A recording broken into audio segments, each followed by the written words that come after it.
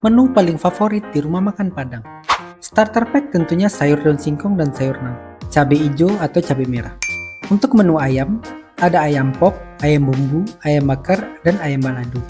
Menu daging selain rendang, ada dendeng basah, dendeng kering, dendeng batoko, dan dendeng paru. Untuk pilihan ikan, biasanya ada ikan laut, ikan air tawar, lele, bili, atau balui. Baik yang digoreng, digulai, atau dibakar. Menu paling favorit tentunya gulai kepala ikan. Untuk pilihan gulai, ada tunjang, tambunsu, babat, cincang, dan paling spesial tentunya gulai otak. Nah, untuk side dish, tentunya ada telur dadar barendo, perkedel kentang, peyek udang, kerupuk kulit dikasih kuah, dan yang paling favorit tentunya sambal jariang. Eits, untuk yang tidak sedang makan nasi, untuk beberapa rumah makan, ada pilihan lain berupa soto Padang atau sate Padang.